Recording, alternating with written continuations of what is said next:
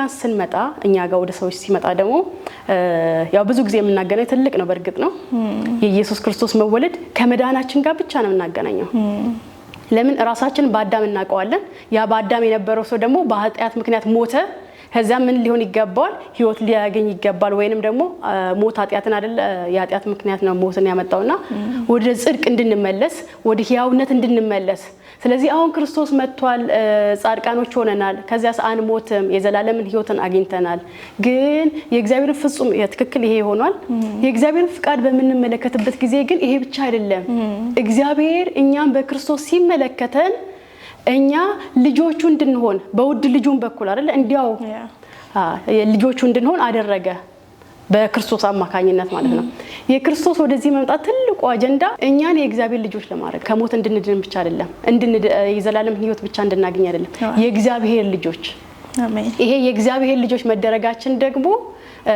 ተፈጥሯዊ ሰዎች ነበርን በአዳም አማካኝነት ያገኘነው የተፈጥሯዊ ማንነት ነው ያ ኔቸር ካየነው ምንድነው እሱ ኢቨን ስጋችን እንኳን ካየነው ከዚህ ምድር ካፈር የተበጀ ነው የእግዚአብሔር ልጆች በመንደረግበት ጊዜ ግን የሚበሰብሰው የማይበሰብሰው ነው ወደሚወርሰው ማንነት ይሄዳል ሶ አሁን የኢየሱስ ክርስቶስ መወለድ ጅማሬ ነው በእኛ ህይወት የጀመረው ነገር አለ ግን ወደ ፍጻሜ ያልሄደም አምላክ ሆኖ ሳለ እግዚአብሔር ሆኖ ሳለ ከዚያስ እንደ ሰው በዚህ ምድር ላይ የባሪያ መልክ መስሎ ከዛ ተገኘ ኢየሱስ ወረደ ወደ ምድር እኛን መስሎ ለምን እኛ እግዚአብሔርን እንድንመስል እቺ ኢየሱስ ክርስቶስ የተወለደችባት ቀን በጣም በህይወታችን ላይ ትልቅን ስራ ማለት ያው ቀጥሎ ያለው ምንድነው ሞቱ ነው አይደለ ግን ህይወቱ ጋር ነው የሚጀምረው ሰው ሆኖ መወለዱ ጋር እኛን የእግዚአብሔር ልጆች ለማድረግ ኢየሱስ ክርስቶስ የጀመረበት እኛን የመሰለበት ቀን ነው እኛን የመሰለበት ይሄ አጀንዳ ደግሞ የማን ነው ካልን ትልቁ የእግዚአብሔር አጀንዳ ነው ሐሳቡ የእግዚአብሔር ሐሳብ ኤፌሶን መጽሐፍ ላይ በጣም ያብራራልናል የእግዚአብሔር ሐሳብ የእግዚአብሔር ፍቃድ ኢየሱስ ክርስቶስን ሰው አድርጎ ወደዚህ ምድር ልኮ እኛን ደግሞ የእርሱ ልጆች እንድንሆን እና መለኮታዊ ማንነትን እንድንላበስ ያ የእግዚአብሔር ፍጥረት የሆነው ሰዎች ወደ መለኮታዊ ማንነት እንድንላበስ እንድንካፈለው ከእግዚአብሔር ጋር አብሮ መኖር ብቻ ሳይሆን እግዚአብሔር በእኛ ውስጥ እንዲኖር በርን የከፈተልን ይሄ የሚበሰብሰው ማንነት ወደ ማይበሰብስ ማንነት እንዲቀየር ማለት ነው ለዛኮ ነው በጣም ሁሌ የሚገርመኝ ዘፍጥረት ምዕራፍ 3 ላይ ውድቀት ነው የተፈጠረው ሰው ልጅ ወደቀ አይደል ለደነገጠ ፈራ ሸሸ ምናምን ይላል ከዛ እግዚአብሔር መጣና አየውና ያ የፈራው የሸሸው ሰው ይያለ እግዚአብሔር ግን የተስፋን ቃል ተናገረበት ለምን ያየው ነገር አለ በሰው ዓለም ላይ በጣም ትልቅ ድንጋጤ ነው ውድቀት ነው ፍርሃት ነው መሸሽ ነው የሆነው እግዚአብሔር ግን የታየው እሱ አይደለም ወደ እሱ ያሰበው የዘላለም ሐሳቡ አላል ፍቃዱ ወደዛ እየሄደን ነው ለካስ ኢየሱስ ክርስቶስ ጌታ ነው ውድቀት ባለበት መጣና ከዛ ከሴቷም ይወለደው ብሎ ይችላል ሁሉ አደረገ ለዛኮ ነው በውልደቱ እንኳን እነዛ ልጆች ምንም በማያውቁት ነገር ያ የተገደሉት ማለት ነውና ይሄን ቀን በመናከብርበት ጊዜ ለእኛ በጣም ትልቅ በቃ የእግዚአብሔር ካደረገልን ነገር ውስጥ ከሆነልን ነገር ውስጥ ትልቅ የህይወታችን ጅማሬ ምዕራፋችን የተለወጠበት ስለዚህ የኢየሱስ ክርስቶስን መወለድ እንደዚህ እንደ ተራ ነገር አይተነው የሆነ የምግብ የመብል የመጠጥ አይደለም ይሄ የፌሽታ ጉዳይ አይደለም በቃ እግዚአብሔርን ወደ መምሰል ያደግንበት የሱን ባህሪ የተካፈልንበት በጣም ይሄ ትልቅ እድል ነው ማለት አሁንም ደግሞ አለ ኤፌሶን ምዕራፍ 1 ቁጥር 4 ላይ የሚናገረው በፍቅር መረጠን ይላል በቃ አለቀ ጉዳዩ ከምን የተነሳ ነው ከፍቅርና ከፍቅር የተነሳ ብቻ ነው በቃ እንዴት ልንሆን እንችላለን ለዛ ኮን ጸጋ ነው የተባለው ማለት ነው ዘፍጥረት ምዕራፍ 3 ላይ ይናገርና እግዚአብሔር ሰውም ከኛ እንዳንዱ ሆነ ይላል አይደል እና ሁሌ ጥያቄ ፈጥርብኛል ኦኬ ውድቀት ነው ነገሩ ያለው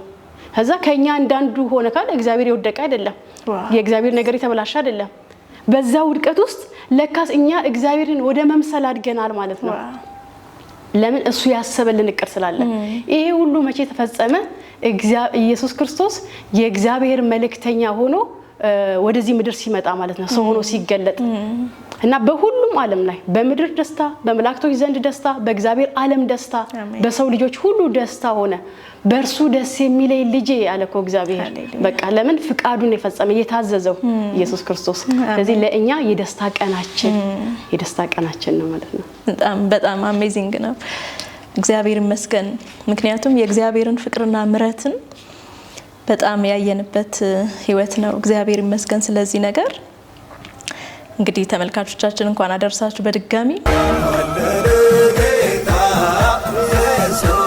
የዓለም ንጉሥ ተወለደ ጌታ ኢየሱስ የኛ ንጉሥ። እሺ ተመልካቾቻችን፣ አሁን ደግሞ ከተማሪዎቻችን ተማሪ ብርሃን እንጠይቃለን። እሺ ብርሃንዬ፣ እንግዲህ በዓሉን አስመልክቶ ያለሽን እይታንችን የተወሰነ በይ። አመሰግናለሁ። ይህ በዓል ለእኛ ለክርስቲያኖች ትልቅ ትርጉም ያለው በዓል ነው። ምክንያቱም ጌታችን መድኃኒታችን ኢየሱስ ክርስቶስ የተወለደበት ነው።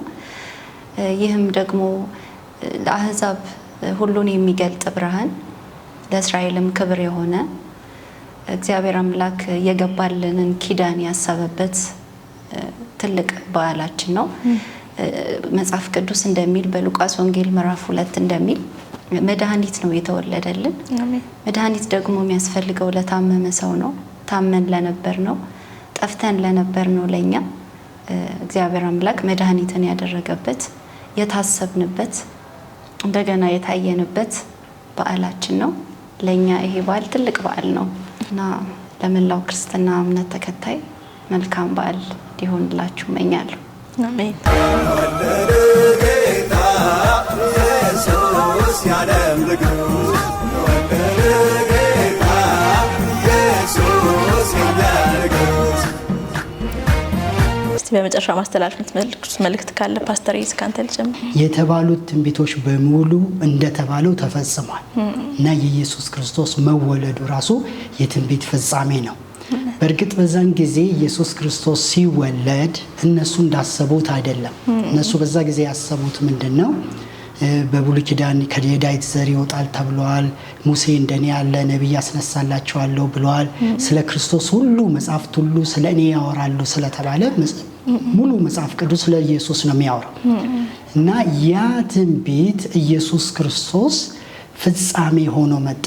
የትንቢት ፍጻሜ ሆኖ መጣ ማለት ነው እና በዛ ሰዓት ላይ ኢየሱስ ክርስቶስ ሲወለድ ከኢሳያስ የዛሬ ከዛ 700 ዓመት በፊት የተናገረው ትንቢት ስለ ድንግል መጸነስ መወለዱ የተናገረው ትንቢት በኢየሱስ ክርስቶስ አማካኝነት አዲስ ኪዳን ላይ ፍጻሜ ነው እና ከአዲስ ኪዳን አንግል ስናየው ኢየሱስ መምጣት ድንገተኛ ከድንግል መወለዱ አስደስቷቸው እግዚአብሔር ልጅ ነው ወይም የሰራቸው ታምራቶች ይፈውሳል ይሄ እግዚአብሔር ልጅ ነው ወይም መሲህ ነው ብለው አይደለም።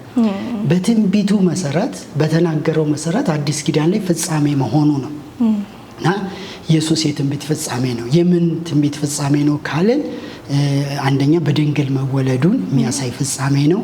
ሌላው ደግሞ የእግዚአብሔር ልጅ መሆኑ ፍጻሜ ነው። እግዚአብሔር ከሰው ልጆች ጋር ሰውን ለማስታረቅ ወደዚህ ምድር የመጣበትን ነገር የሚያሳይ ነው። በንግስናም ዙሪያ ስናየው ብዙ ትኩረት ያደረጉት በዛን ጊዜ ንግስናውን ነበር እና ስትነግስ እንኳን በቀኝ በግራ ልጆቼን አድርጉልኝ ያሉ ጥያቄ ያቀርቡለት ነበር። ነፃ ያወጣናል ብለው ነው ያሰቡት። ኢየሱስ ክርስቶስ ግን የምድራዊ ሳይሆን የሰማይ ንጉስ መወለዱን የሚያሳይ ነው። ስለዚህ ኢየሱስ ክርስቶስ ለኛ ንጉሳችን ነው። የሰላም ንጉስ ነው። ያ ሰላም ንጉስ ስለሆነ ኢየሱስ ከመወለዱ የተነሳ እኛም ሰላም እንድናገኝ፣ ምድር ሰላም እንድታገኝ፣ ምድር ከጭንቀቷ እንድታረፍ አዲስ ወደ እግዚአብሔር ያለ ትግል ወደ ሰማይ የሚገባበት መንገድ ዝርጋታ ነው። ኢየሱስ ክርስቶስ ሰማይ በአዲስ መንገድ መግባት ተጀመረ በእሱ አማካኝነት ማለት ነው እና የመግቢያውን መንገድ ነው ሲመጣ ሲወለድ አሁን ሰላም የሚገኝበት እውነተኛው ንጉስ እውነተኛ ረፍት ሰጪ ቅድምም ዶክተር እንዳለው ጫን ተወልዶልናል ወንድ ልጅም ተሰጥቶናል አለቅነት በጫንቃው ላይ ድንቅ መካር ኃያል አምላክ ሙሉ ተስፋን ይዞልን ኢየሱስ ክርስቶስ ወደ ምድር መጣና በአዲስ ኪዳን መነጽር ሆነን ስናየው ኢየሱስ ክርስቶስ የሁሉ ነገራችን መፍትሄ ተገኘ ማለት ነው። መንገዱ ተገኘ፣ ረፍቱ ተገኘ፣ ሰላሙ ተገኘ። ስለዚህ ዛሬ ከበዓሉም በስተጀርባ ኢየሱስ የመጣበትን ዓላማ ተመልክተን ይህን ጌታ ተከትየዋለሁ ወይ አምኜዋለሁ። ብዙ በክርስትና ስም የሚጠሩ ስሞችም ስላሉ አማኝ የሚለው ቃል ሁሉም አማኝ ነው። ግን ጌታ ኢየሱስ ክርስቶስ አማኝ ብቻ ሆኖ አላለም፣ እኔን ተከተሉ ነው ያለው። ስለዚህ ክርስቶስን እየተከተልን ነው ወይ? በዚህም በዓል ላይ አንዱ ማየት ያለብን ይህን የተስፋ ቃል የሆነው የአዲስ ኪዳን መሰረት የሆነውን የትንቢት ፍጻሜ የሆነውን ኢየሱስ ክርስቶስ እየኖርኩት ነው ወይ? እኔን ተከተሉ ያለው መስቀል ይዛ ተከተሉ ያለ እየተከተልኩት ነው፣ እየኖርኩ ነው ወይ? ሁሌ አስበዋለሁ ወይ የሚለውን ይህንን ከዚህም ባለፈ ደግሞ ሁሌም በልባችን እንድናስቀምጠው በመጨረሻ ማስተላልፈው መልእክት ለመላው የክርስትና እምነት ተከታዮች እንዲሁም ደግሞ ለባይብል ኮቨናንት ተማሪዎች፣ ለባይብል ኮቨናንት ህብረተሰብና እንዲሁም ደግሞ የክርስትና እምነት ተከታዮች በሙሉ መልካም በዓል። በዓሉ የደስታ የሰላም እንዲሆንላችሁ እመኛለሁ። ተባረኩ። ጌታ ኢየሱስ ያለም ንጉሥ ወደደ ጌታ ኢየሱስ የኛ ንጉሥ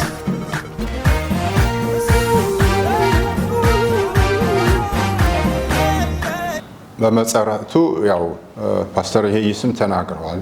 መጽሐፍ ቅዱስ የሚናገረው ጌታ ኢየሱስ ሲያስተምር ራሱ መጽሐፍ ስለኔ ይናገራሉ ነው ያለው እና በእጃችን የገባ በእግዚአብሔር መንፈስ እስትንፋስ የእግዚአብሔር ሰዎች የጻፉት መጽሐፍ በእጃችን አለ እና በጣም የሚገርመኝ ቃል አለ ጌታ ኢየሱስ ክርስቶስ የተናገረው የመጽሐፍት ከኢሳይያስ ጋር ሰጡትና መጽሐፉን ተረተረው ነው የሚለውና ትንቢተ ኢሳይያስ ያለውን የተረተረው ጌታ ኢየሱስ ክርስቶስ እግዚአብሔር ቀብቶኛል ለድሆች የምስራች ደስታን ሰብክ ዘንድ ለታሰሩት መፈታት ለተጨቆኑት ነፃነትን ላውጅ እና የእግዚአብሔር ቃል በእጃችን ካለ እንኳን የሚያይ አይን እያለን የሚሰማ ጆሮ እያለን አይነ ስውራን የሆኑ ጆሮአቸው የማይሰማ እንኳን በሚገባቸው ቋንቋ በሚረዱት መንገድ የእግዚአብሔር ቃል ይቀበላሉ። ስለዚህ እኛ ደግሞ ቶሎ ተግተን የክርስቶስን መወለድ መጽሐፍት ምን አሉ፣ ከኔስ ምን ይጠበቃል? ይሄ ምስራች ብዙ የምስራቾች አሉ። ነገስታት ሲነግሱ ወይም ድል ሲያደርጉ ምስራች አለ። ይሄኛው ግን ለዘላለም ዶክተር ሰናይት እንዳለችው ለዘላለም ይሆን የተስፋ ቃል የምስራች ነው እና ለሰው ልጆች ነው እና እግዚአብሔር ይመስገን ይሄ ተስፋ በደጃችን ለሁላችን ሩቅም ቅርብ ላለ ነው ሰላም የሚሰፍ ጌታ በመካከላችን ተገኝቷል። ይሄ ደግሞ የቃሉ ፍጻሜ አማኑኤል የሚለው እግዚአብሔር ከኛ ጋር የሚለው እና አማኑኤል ከሁላችሁ ጋር ይሁን። አማኑኤል ከዓለም ሰዎች ጋር ይሁን፣ ከኢትዮጵያ ሰዎች ጋር ይሁን። አሜን። እናመሰግናለን። ዶክተር በመጨረሻ የምታስተላልፉ መልእክት ካለ እድሉ ልስጥሽ።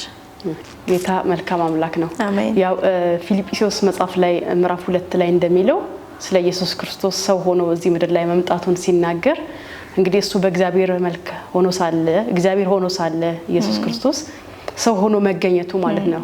ኢቭን የእግዚአብሔርና የሰው ማንነት ይለያያል እና ኢየሱስ ክርስቶስ ሰው እስከመሆን ድረስ ነው እግዚአብሔርን የታዘዘው። መልእክተኛው ሆኖ መጣ። ኢየሱስ ክርስቶስ ሰው እስኪሆን ድረስ ነው የእግዚአብሔርን ፍቃድ ይዞ መልእክተኛ ሆኖ ወደዚህ ምድር የመጣውና ዛሬ እኛ ደግሞ በዚህ ምድር ላይ ሆነን የሱ መልእክተኞች ነን። የኢየሱስ ክርስቶስን መልእክት ለሰዎች ሁሉ ይዘን እናደርሳለን።